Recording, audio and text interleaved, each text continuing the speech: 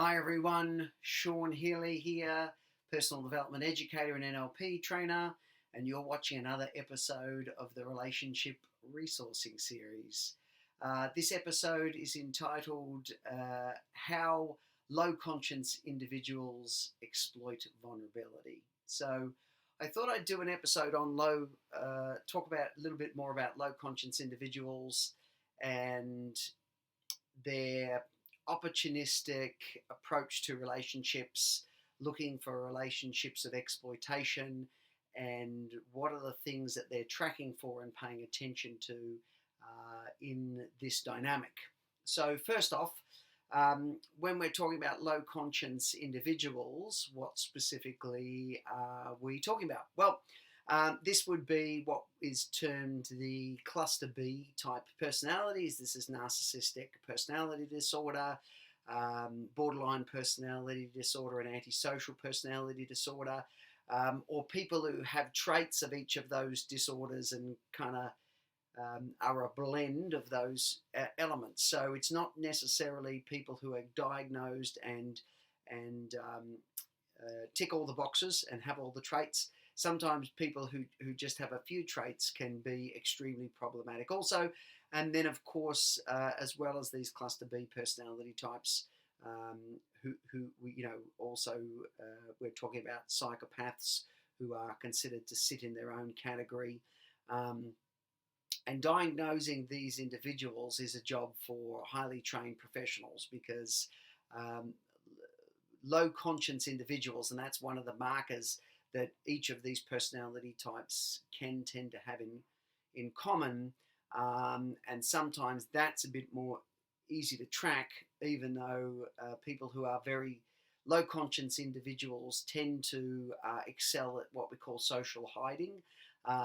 If they're any good, then they are going to be wanting to carry on relationships of exploitation, both in their personal and professional lives, ideally without getting caught, without coming to people's attention. So they can become very skilled at being able to stay under the radar, so to speak, very skilled at aspects of charm, seduction, misdirection, throwing us off balance, very rapid changes of strategy that keep us on the back foot or mystified by the spell that they create for as long as possible. And any inkling that something's not right, they're very, very good at kind of drawing our attention away from those areas. So that it's purported that 1 in 100 individuals would be on the low character spectrum to a degree. And that means that these are individuals who, unlike most of us, are not as susceptible to the social directives. They're not as prone to guilt. They're not as prone to shame. They're not as concerned about punishment, and can have a certain degree of comfort with lying and being able to lie even when they don't need to. Most relationships that they engage in are looked through some form of conflict or exploitation style filter. And again, these are not necessarily people who are, some of these individuals are not necessarily violent, they're just exploitive. And if we just happen to get in their way, then we become collateral damage in one form or another. But they're not necessarily burdened with remorse or regret, or see that anything that they've done is particularly problematic. Life is there, and people are there to be taken advantage of, and that's how it is. You know, you're a wolf or you're a sheep, and why would the wolf apologise for being a wolf? I think one of the best books that covers this is I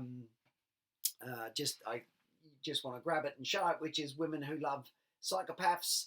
That's by Sandra Brown and Jennifer Young. I think this is there are some beautiful books. I don't know if we'd say that necessarily relative to this topic, but there are some excellent books out there. George Simon would be definitely another one. His book on character disturbance, I think, is Exceptional and Wolf in Sheep's Clothing. There are some really good books that are starting to more and more.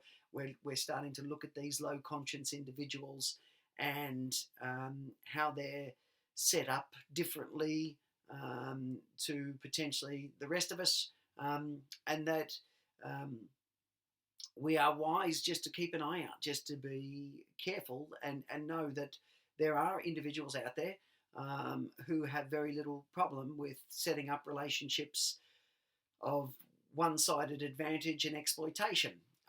So the interest in today's episode was to talk about the idea of vulnerability and how, when we're dealing with this small percentage of the population, this can actually go against us. I am a supporter of vulnerability, accountability, straight talking, transparency, ideally in most of our general relationships, both in business and in life. But when it comes to these small percentage of the population, these things can actually go against you. And so we need to just have a degree of awareness, and it's not a simple task, but just that we're mindful that when certain red flags come up, um, or when we're in a particularly vulnerable situation, that we potentially can be open to being taken advantage of. So if we're looking at this idea around vulnerability and how low conscience individuals can use that as a way in, and a method to begin a relationship of positioning and exploitation for their own advantage, then we might make two arbitrary distinctions. One is um, that they can be looking for emotional vulnerability displayed in conversation, or they're looking for situational vulnerability, or a combination of both. So if we're talking about emotional vulnerability, what we're talking about here is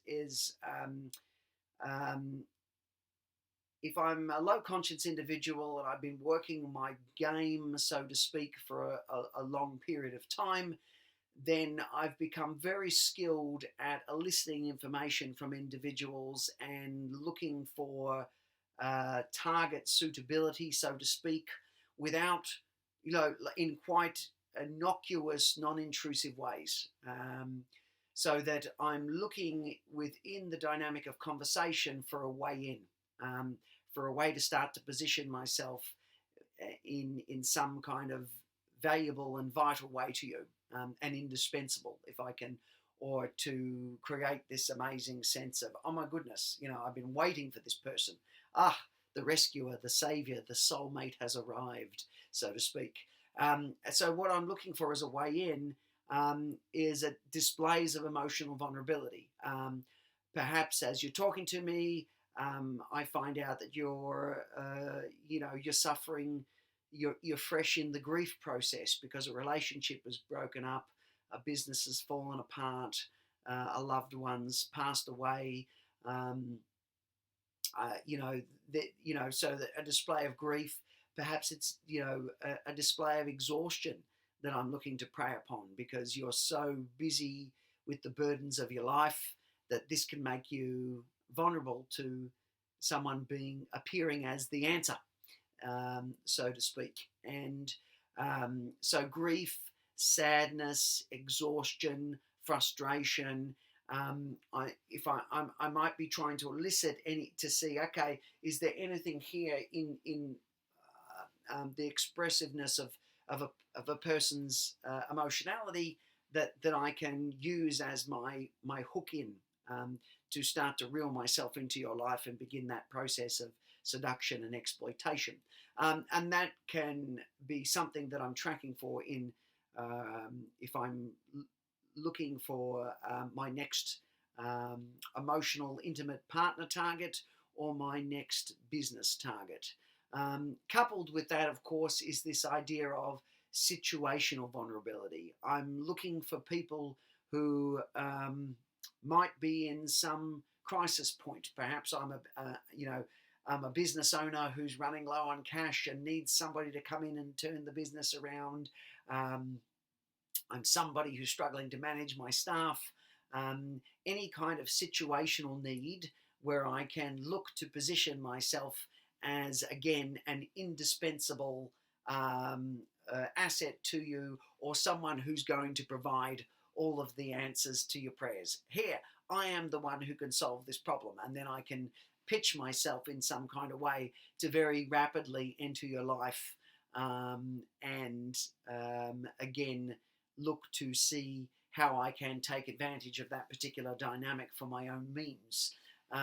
So this is where we need to be mindful within our own self, as you know, that in moments of true vulnerability, we are genuinely vulnerable, not only in terms of our situation or our emotional space, but also that we are vulnerable to looking for someone to come in and be the rescuer and take all our pain and frustration and problems away from us.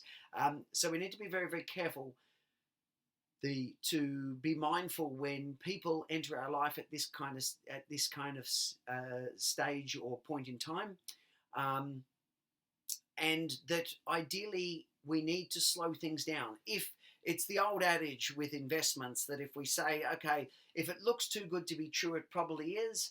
I think there's some degree of truth in that when we're talking about individuals as well. If suddenly somebody is, breathtaking, amazing, and appears to be the solution to everything, that's probably at very least an indication that you need to slow down. You need to take your time, and you need to make sure you don't overcommit emotionally, intellectually, or financially to this particular individual. Take your time and let people build a track record of trust and credibility, because it's only given that these individuals are so good at hiding their true intent, and masking what they're really about. Like I said, this ability to excel at social hiding, then we need to slow things down, take our time, and it's only over time that people tend to show who they truly are. If I'm running a scam or a con, or a ruse on you, then if with enough time, there's likely to be cracks or inconsistencies appear, or I make a lot of promises and I never deliver. These are the kinds of things that I can start to go, hang on a moment, this isn't great. But of course, if I'm a low conscience individual, I'm likely to want to control the speed of the relationship, control the speed of the situation, and rush you. Because if you're overly excited and overly emotional about, me as a person, and I'm rushing into your life, these are the very things that stop you from seeing the red flags or make it more tricky for you to see the red flags. So timing and need can be two very key indicators to go, hang on a moment, I think I need to slow things down. I might need to check this person's background out. I might need to get somebody else to come in and have a look, because I feel like I've had a spell cast over me. And again, that too can be part of their magic, that they're very good at the seduction and charm style of things. And like I said, if they've that's been their sport, so to speak, relationships of exploitation, then they've had a lot of time to get very polished at how they come across. So this can be very, very important to have some degree of awareness of this. And like I said, be as people present in our lives, just be aware at what point they are presenting and how they are moving and into our life, and how they're positioning us, and are they taking advantage of where we're at emotionally or situationally. I think that's very, very vital. So a lot more to be said about this. Like I said, I would certainly recommend, and I think there's some real great substance on this particular topic in the book Women Who Love Psychopaths. So once again, I'd just like to, I think that's a stunning book on this type of these areas of relational exploitation. And I would certainly encourage, if you've got some interest in these areas, that you have a look at that particular book, and of course get support around these things if you've been unfortunate enough to be exploited professionally or personally, or both. And again, I guess before I leave this episode, I've certainly had the experience. Given that we're talking about 1 in 100 people, most of us are likely to, have either brushed past one of these people, been unfortunate enough to get entangled with one of these people, or we know a horror story from a loved one or a friend who's been exploited, either professionally or personally by an individual who potentially sits in this sort of category. So I think it's well worth knowing that there are people with this type of capability out there and who aren't prodded or irritated by their moral compass too much, or they have a very different moral compass to us, maybe another way to put that. Because again, this means that the quicker we spot these things, the quicker we can move away from potentially very expensive, both emotionally and financially and personally, very expensive dynamics that may take considerable amounts of time to recover. If you are someone who's been unfortunate enough to be in these dynamics, then you need to be seeking very specialized care. So this is where I think the education is definitely very important, and working with people who are professionals in these areas, know about these kinds of dynamics, but also are experts and accredited in trauma treatment. Yeah, definitely do your homework there to find the absolute support that you need. So I hope this episode has been valuable, offered you some insight. I just thought that, I really wanted to do an episode on this. And I guess time to sign off. And as usual, if you've been watching my video series, thank you very, very much. As you notice, I'm interested in a lot of different aspects of human dynamic, and I tend to jump all over the place, but really hope that you're enjoying the series, and thank you so much for supporting it. And if you're just joining us, how you can support the series is please subscribe. If you know of anyone who might find any of the videos that I'm doing valuable, that you're more than welcome to share those, and that I'd be truly grateful for that. But again, I hope you find value out of these, and certainly out of this episode. And additionally, if you're interested, I also have the Sean Healy Tools series. That's my podcast series. You can find that on iTunes, Stitcher, Podbean, and at my website too, emergencetraining.com.au. And I certainly thank the people who've reached out with video requests. By all means, if there's a topic or an extension on a topic you'd like me to do something with, I'd be more than happy to have a go at it if I think I can add. Thank you once again for watching, and until we're with each other on another episode, bye for now.